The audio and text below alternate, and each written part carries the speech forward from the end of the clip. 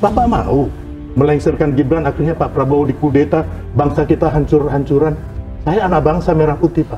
Suara Bapak 300 itu sama dengan suara saya, atau suara direktur apa, atau kita punya orang warteg pedagang, sama, Pak.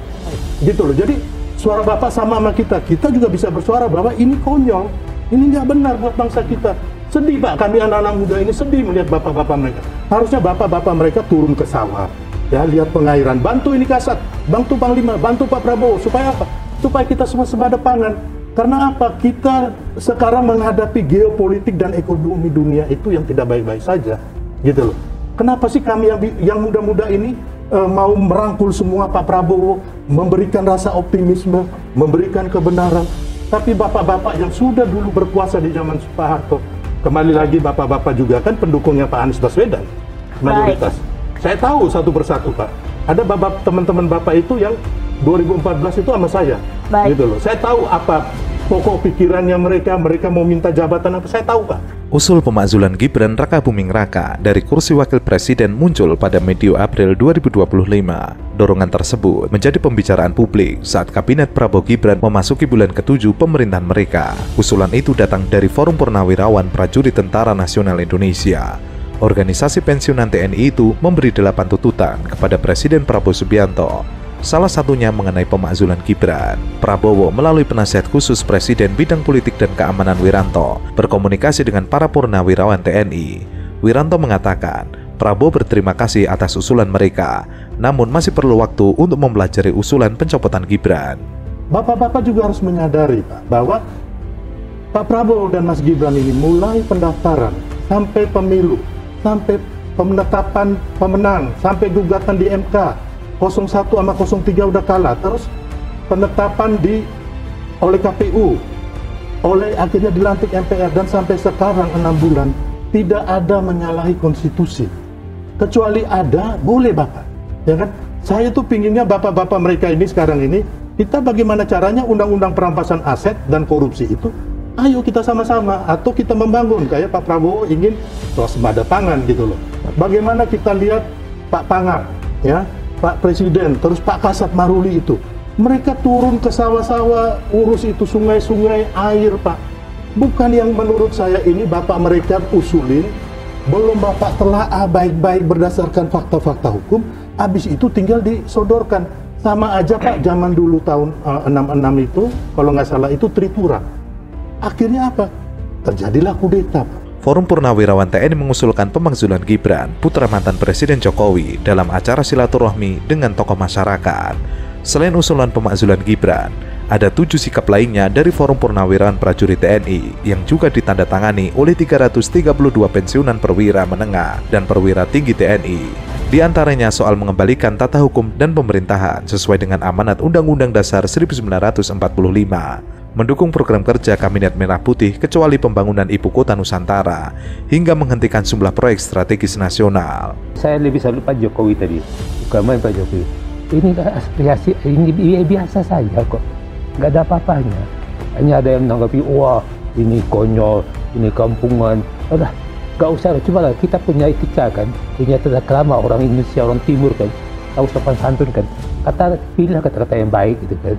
Nggak setuju nggak apa-apa, itu kan sama aja demokrasi kan, silakan aja. Tapi nggak usah, saya salut, terima kasih Presiden ke-7, saya salut sama Pak Jokowi.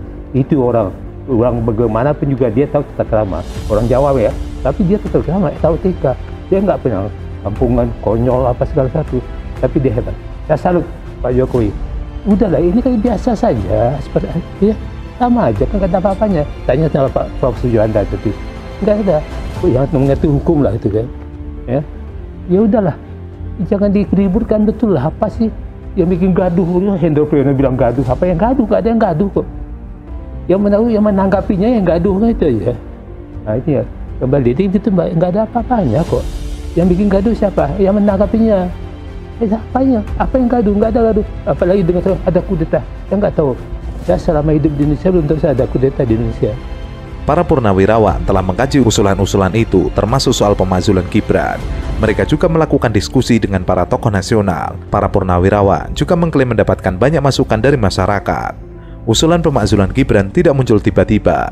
kelayakan Gibran sebagai pemimpin negara bisa dipermasalahkan hingga saat pencalonannya sebagai wakil presiden. Salah satu pertimbangan pemakzulan Gibran adalah dugaan pelanggaran terhadap hukum acara di Mahkamah Konstitusi dan kekuasaan kehakiman dalam proses pencalonannya di pemilihan presiden 2024. Pelanggaran itu dinilai terjadi saat Anwar Usman, paman Gibran yang saat itu menjabat sebagai Ketua MK, mengabulkan putusan penurunan syarat calon presiden dan wakil presiden.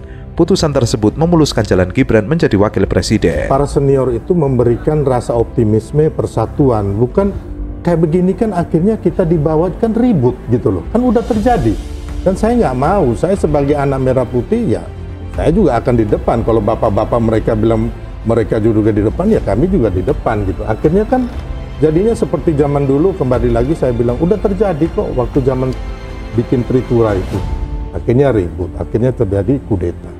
Kan sekarang ini kan masalahnya kan saya kembali lagi kan ke Pak Samsul ya kan. Beliau ini kan tim suksesnya Anies kan, Mbak?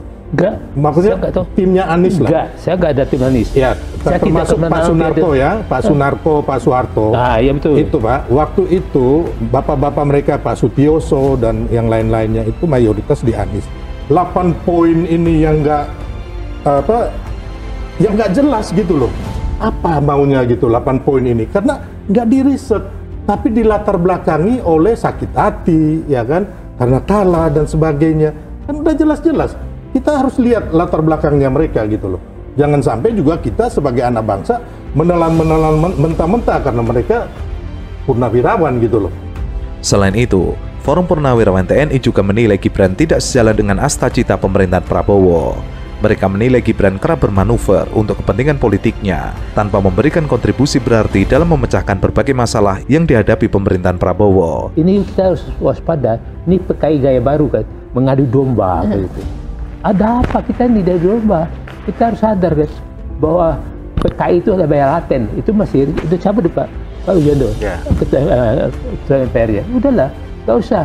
Pak Prabowo undang aja Pak Tri Bapak Jeda itu udahlah. Buana.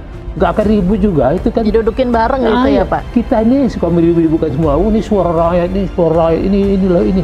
Iya, itu ya silakan aja. Tapi kita ada etika tata keramanya ada kita orang timur kok yang penuh tata kerama. Ini yang perlu kita jaga. Dan nggak ada apa-apanya. Ini kok diributkan semuanya. Inilah bilang ini. Ya udahlah, panggil Pak Tri dan Bapak orang, bagaimana? Temu Pak Prabowo pasti Pak